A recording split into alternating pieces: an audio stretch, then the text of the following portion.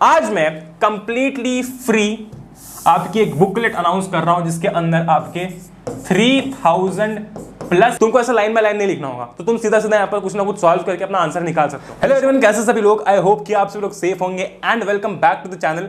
सो basically आपकी अभी जो न्यूज़ आई है, जिस न्यूज़ को सुन के ऑलमोस्ट सारे ही बच्चे बहुत कंफ्यूज हैं कि भैया यार पढ़ना कैसे अब, क्योंकि जो आपकी न्यूज़ आई है वो अपने आप में एक बहुत यूनिक सी न्यूज़ है, एक यूनिक सा अपडेट है कि आपके एग्जामिनेशन 2 टर्म्स में होंगे।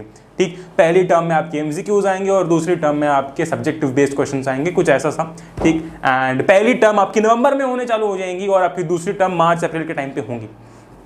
ठीक, बहुत कंफ्यूजन है, बहुत डाउट्स है, बहुत टेंशन है कि भैया प्रिपरेशन कैसे चालू करनी है, पढ़ना कैसे चालू करना है, क्योंकि अभी हमें सब कुछ ब्लैंक दिख रहा है ना, सब कुछ ऐसा ब्लैंक दिख रहा है कि भाई करे क्या आप, क्योंकि कुछ पता ही नहीं है, ना सामने दिख रहा है अप्रोच क्या होना चाहिए, ना सामने समझ में आ रहा है कि भाई पढ़ना कहाँ से, कैसे, कितना है।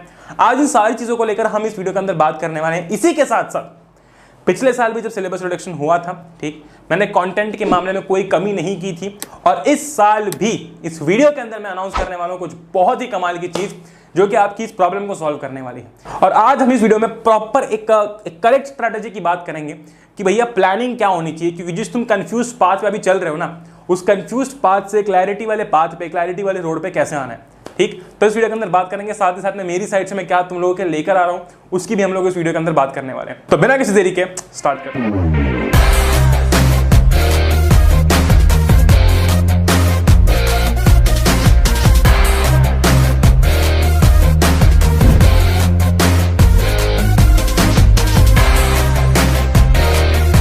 कुछ दो इंपॉर्टेंट चीजें मैं करना चाहता हूं तुम लोगों से।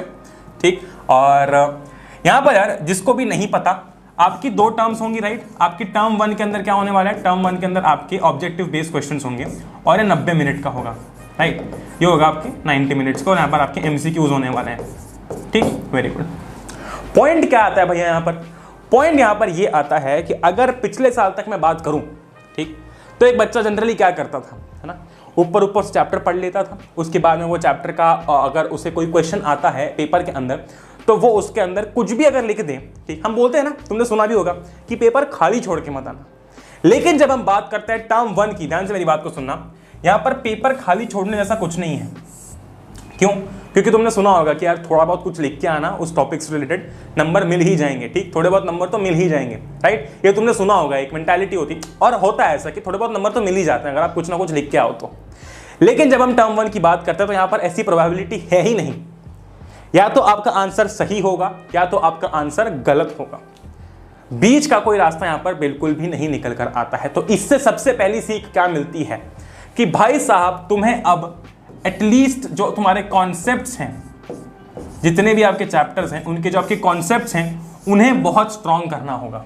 क्यों? क्योंकि जब हम बात करते हैं एमसीक्यूज की, तो यार ऐसा नहीं कि तुम्हारे पास में सेट ऑफ एमसीक्यूज है और बोल दिया जाए कि इसमें से आपके क्वेश्चन आएंगे। नहीं, एमसीक्यूज कहीं से भी आ सकते हैं, कैसे भी आ सकते हैं। ठीक, और वहां पर या तो आंसर सही होगा या तो गलत होगा। ठीक, अगर हमें 100% श्योर रहना है कि हमारा आंसर करेक्ट है तो हमें हर एक टॉपिक का कॉन्सेप्ट बहुत अच्छी तरीके से आना चाहिए। इसीलिए ठीक, अभी वीडियो में और बहुत सारे टॉपिक्स हैं आगे, ठीक, लेकिन सबसे पहली चीज जो कि आज तुम चालू करोगे वो है एनसीईआरटी को लाइन बाय लाइन पढ़ना।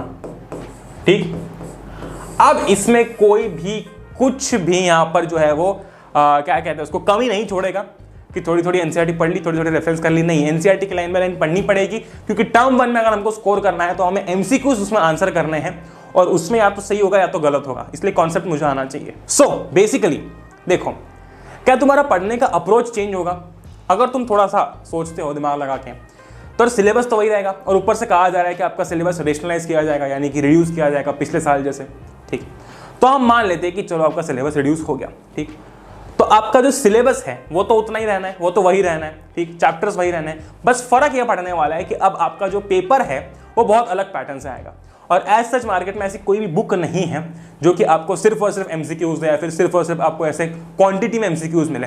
इसीलिए आज मैं कंप्लीटली फ्री आपकी एक बुकलेट अनाउंस कर रहा हूं जिसके अंदर आपके 3000 प्लस एमसीक्यूज होने वाले हैं। क्लास 10th के लिए आपकी एक हफ्ते के अंदर अंदर ये बुकलेट आ जाएगी। 3000 प्लस एमसीक्यूज, यानी कि आपके जो साइंस, सोशल और मैथ्स को मिला के टोटल 3000 से भी ज़्यादा MCQs आपकी प्रैक्टिस के लिए अपलोड किए जाने वाले हैं। ये दो तरीके से अपलोड होंगे। पहला होगा वेबसाइट पर डायरेक्टली, कि भैया तुम वेबसाइट पर डायरेक्टली जाके हर एक चैप्टर जो है उसके MCQs एक्सेस कर सकते हो। ठीक, इसी के साथ साथ PDF फॉर्म भी रहेगी। तुम्हें अगर लगता है कि नहीं तुम्हें बार बार वेबसाइट पर नहीं आना है, शायद तुमको डिस्टर्बेंस फील होता है, तो तुम PDF डाउनलोड करके रख सकते हो। ठीक, बहुत इंपॉर्टेंट है कि यहाँ पर आपके 3000 प्लस MCQs जो रहेंगे ये कंप्लीटली फ्री रहने वाले हैं। भर भर के आपके क्वेश्चंस रहेंगे। ठीक, ताकि मैंने तुमको बोला था ना, मैंने तुमको ये कहा था कि कभी भी तुम्हारी प्रिपरेशन में कंटेंट की कमी नहीं होने दूंगा मैं तुमको। ठीक, कभी भी कंटेंट की कमी नहीं होने दूंगा। और वही चीज़ आज मैं वापस से तुमको बता रहा हूँ कि 3000 plus MCQs of science, social and maths आपके एक हफ्ते के अंदर अंदर अपलोड होने वाले हैं, लॉन्च होने वाले हैं। ठीक, वेरी गुड।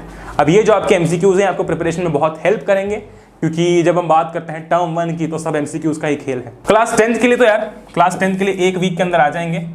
ओके, एंड साथ ही साथ इंग्लिश के लिए भी बहुत जल्दी हमने प्लान किया है कि इंग्लिश के लिए भी यार आपके जो MCQs हैं वो अपलोड हो जाए। साथ ही साथ 12th के लिए भी पूरी प्लानिंग की जा रही है कि क्लास 12th के लिए, ठीक, ये चीज़ की जाए।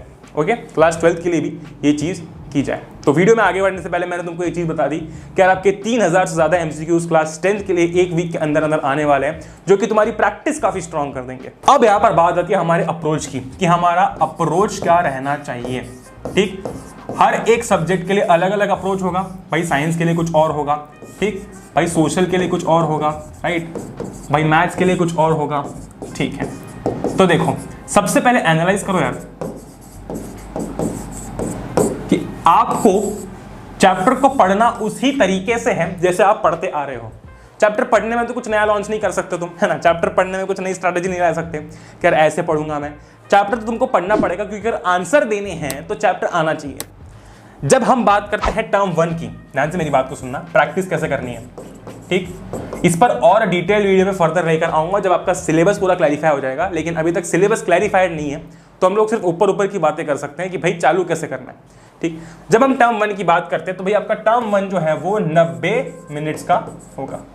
अब मुझे एक सिंपल सी बात बताओ, जब हम साइंस की बात करते हैं तो साइंस में अगर आपको 90 मिनट दिए जा रहे हैं, अभी ये भी नहीं पता है कि आपके पेपर के अंदर सवाल कितने होंगे। सैंपल पेपर अभी तक रिलीज नहीं हुआ है। ठीक, इस साल के लिए आपका सैंपल पेपर अभी तक रिलीज नहीं हुआ है, तो हमें ये नहीं पता कि आपके पेपर के अंदर सवाल कितने होंगे। ठीक, लेकिन अगर हम बात करते हैं कि आपको 1.5 घंटा दिया जाए, है ना, अगर आपको 90 मिनट दिए जा रहे हैं, तो साइंस और सोशल में आंसर देना बहुत ईजी है, क्योंकि यहाँ पर आपको कोई भी सॉल्यूशन नहीं लिखना, राइट। यहाँ पर आपको किसी भी क्वेश्चन को सॉल्व नहीं करना। भाई तुम्हें पूछा गया कि ये रिएक्शन कैसी है, डिस्प्लेसमेंट मतलब डिस्प्लेसमेंट रिएक्शन है, डबल डिस्प्लेसमेंट है, डीकंपोजिशन है, फिर कॉम्बिनेशन है, तुमने देखा और टिक कर दिया। ठीक, लेकिन जब हम बात करते हैं मैथ्स की, मैथ्स में आपको लगेगी प्रैक्टिस, काफी तगड़ी प्रैक्टिस। क्यों? क्योंकि जब हम बात करते हैं 90 मिनट की, राइट, तो साइंस और सोशल के केस में तो आपको सिर्फ आंसर को टिक करना है, लेकिन इन 90 मिनट में आपको मैथ्स के केस में क्वेश्चन को सॉल्व करके फिर टिक करना है। ठीक, तो भैया मैथ्स कैसे पढ़े? देखो एक बहुत सही चीज बताता हूं, ट्राई ये करो कि तुम अपनी स्पीड और एक्यूरेसी दोनों बढ़ा पाओ। ठीक, जब भी तुम मैथ्स के सवाल को सॉल्व कर रहे हो, अभी तक ये भी नहीं आया कि कौन से आपके चैप्टर्स टर्म 1 में आएंगे, बट ठीक है, मोटा मोटा जब भी तुम अपने सवाल सॉल्व करो मैथ्स के, ये देखो कि तुम 1.5 घंटे में कितने सवाल सॉल्व कर पा रहे हो।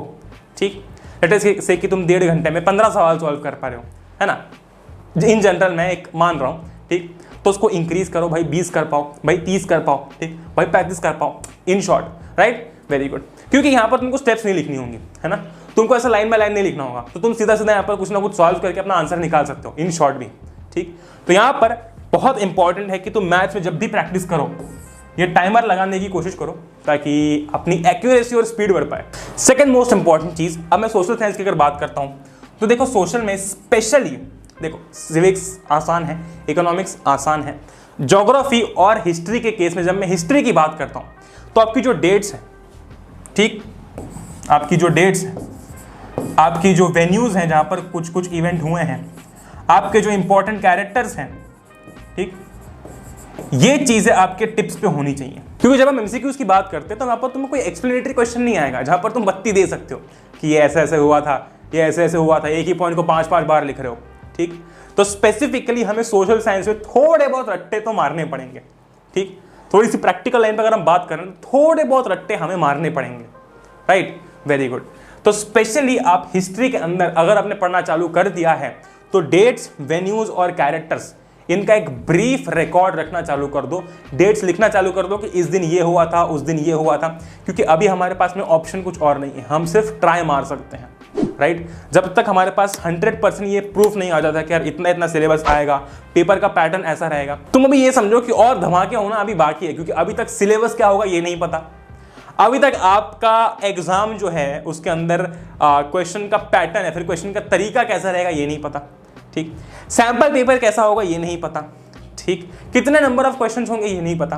तो आज की डेट में हम क्या कर सकते हैं, ये चीजें कर सकते हैं, ठीक। इसके बाद में एक और वीडियो आपका लेकर आऊंगा जहां पर सब क्लैरिफाइड होगा, बट फिलहाल के लिए हमें ये फॉलो करना बहुत इंपॉर्टेंट है। तो अभी हमने ये बात कर ली है कि यार टर्म 1 में आपका क्या होगा, ठीक, और इसी के साथ साथ मैथ्स के केस में हमें कैसे पढ़ना चालू कर देना चाहिए, ठीक। इसी के साथ साथ सोशल के केस में हमें कैसे पढ़ना चालू करना चाहिए, क्योंकि देखो सोशल के केस में आप जब सिविक्स की बात करते हो, ठीक, आप जब इकोनॉमिक्स की बात करते हो, तो यहाँ पर बहुत ही बेसिक सवाल आपके बनने वाले हैं, क्योंकि यहाँ पर एज सच कोई स्पेसिफिक डेटा बेस्ड क्वेश्चंस नहीं है, समझ रहे हो ना तुम। देखो आपकी जो इंटरनल्स होंगी, जो आपकी स्कूल के अंदर एग्जामिनेशन होंगी ना, उसके भी आपके नंबर मैटर करने वाले हैं, ठीक।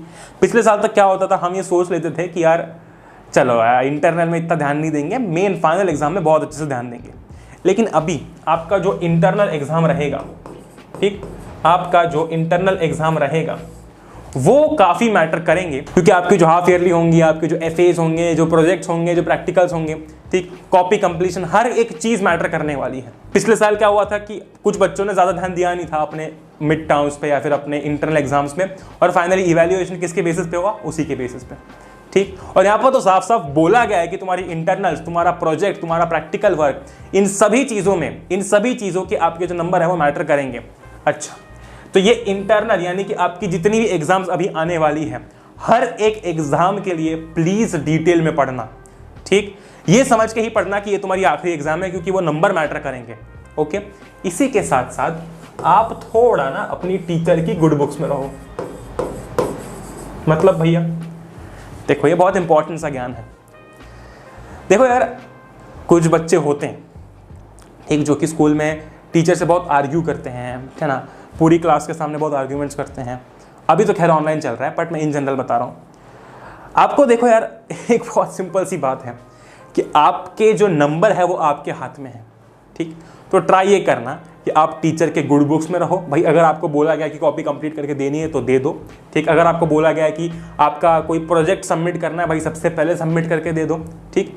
यानी कि आपको खुश रखना है सामने वाले व्यक्ति को। ऐसा नहीं कि तुम कॉपियां 10-10 दिन बाद सबमिट कर रहे हो, तुम्हारे प्रोजेक्ट 10-10 दिन बाद सबमिट कर रहे हो, उससे तुम्हारा नंबर पे बहुत ज्यादा असर पड़ेगा। तो यहाँ पर यार हमने इन शॉर्ट बात कर ली है कि सबसे पहले आपकी समरी क्या निकलती है इस वीडियो की। सबसे पहले अब अगर आप एनसीईआरटी पढ़ो, ठीक, तो बिल्कुल डिटेल में पढ़नी है, लाइन बाय लाइन पढ़नी है। क्यों? क्योंकि एमसीक्यू कहीं से भी बन सकता है। तुम सोचो अगर तुमने प्रीवियस ईयर के सवाल देखे हैं, प्रीवियस ईयर के सवाल उठा के देखो, ठीक। कुछ सवाल ऐसे होते हैं जो कि वन वर्ड क्वेश्चंस होते हैं, है ना, जो कि कैसे सवाल होते हैं, वन वर्ड क्वेश्चंस होते हैं। अब आपके जो वन वर्ड क्वेश्चंस होते हैं वो बहुत ही इजीली एमसीक्यू के फॉर्म में कन्वर्ट किए जा सकते हैं। तो एक बार इन्हें चेक करो, है ना, इन्हें देखो क्या ये वन वर्ड सवाल, ये जो वन वर्ड क्वेश्चंस हैं ये कैसे हैं और ये एमसीक्यू में कैसे कन्वर्ट हो सकते हैं, ठीक। दूसरी बहुत ही इंपॉर्टेंट चीज, मैथ्स के केस में अपनी स्पीड और एक्यूरेसी बढ़ानी पड़ेगी। मैथ्स के केस में प्रैक्टिस करने बैठ रहे हो, 90 मिनट बैठो, ठीक, और देखो कितने कर पा रहे हो, बढ़ाते जाओ अपनी एक्यूरेसी, स्पीड बढ़ाते जाओ, ठीक। अभी जो अपने हाथ में वो करो ना यार, अभी कल को उठ के जब तुम्हारा सिलेबस आएगा, जब और डिटेल्स आएंगी तो देखा जाएगा। आज जो हाथ में वो तो करना पड़ेगा, ठीक। तीसरी बहुत ही इंपॉर्टेंट चीज, इंटरनल एग्जाम्स में कोई भी बच्चा गड़बड़ नहीं करेगा, ठीक। भाई इंटरनल है ये सोच के कोई भी स्किप नहीं कर देगा, क्योंकि सर्कुलर में साफ साफ लिखा हुआ है तुम्हारे इंटरनल मैटर करेंगे। अभी हम टर्म 2 की बात बिल्कुल नहीं कर रहे, लेकिन एज ऑफ टर्म 1 हमें ये समझना जरूरी है। अब कुछ बच्चे बोलेंगे कि भैया हमको तो ये पता ही नहीं कि टर्म 1 में कौन से आपके टॉपिक्स आएंगे, ठीक, कौन से आपके चैप्टर्स आएंगे। पढ़ना तो सब पड़ेगा तुमको, है ना, पढ़ना तो सब पड़ेगा। फर्क इतना रहेगा कि एक एग्जाम में लिखना है, एक एग्जाम में टिक करना है ना। तो भाई जब पढ़ना सब पड़ेगा तो पढ़ो ना। एमसीक्यू आए, सब्जेक्टिव बेस्ड आए, वो बात की बात है, पढ़ना तो पड़ेगा। टिक करना उसके पहले आना चाहिए आंसर, और अगर लिखना उसके पहले भी आंसर आना चाहिए, तो पढ़ना चालू करो। इसी के साथ साथ मैंने जैसे कि तुम लोगों को कहा है कि तुम लोग बिल्कुल भी कंटेंट के मामले में चिंता मत करो कि भैया अब हमारे पास में सवाल नहीं है, हम कैसे प्रैक्टिस करेंगे। 3000 से भी ज्यादा MCQs तुम लोगों के लिए एक वीक के अंदर आ रहे हैं। ठीक, प्रॉपर आपके MCQs होंगे, हर जगह से हर सोर्स से MCQ निकाले जाएंगे, बनाए जा रहे हैं। ठीक, और आपके 3000 प्लस MCQs जो हैं वो आपको एक हफ्ते के अंदर अंदर साइंस, सोशल और मैथ्स के लिए देखने को मिल जाएंगे। ठीक, बड़ी ही मेहनत से ये आपकी पूरी चीज तैयार की जा रही है ताकि तुम्हें कोई दिक्कत ना हो। पूरे साल हम साथ में, तुम्हें जब भी कुछ भी लगता है तो मुझे आकर कह सकते हो, मुझे इंस्टाग्राम पर फॉलो कर सकते हो, वहां पर तुम मुझे स्टोरीज में टैग कर सकते हो। ठीक, इसी के साथ साथ पढ़ना चालू नहीं किया अगर तो कृपा करके अभी चालू कर दो, क्योंकि नवंबर में एग्जाम चालू होने वाली है। ठीक, और बस यार तबाही मचाते रहो, चिंता करने की जरूरत नहीं है। अथर्व भैया इज देयर फॉर यू। तो बस आई होप कि आप सब लोग सेफ होंगे। जय हिंद, वंदे मातरम, एंजॉय करो। We will meet in the next one, till then good bye.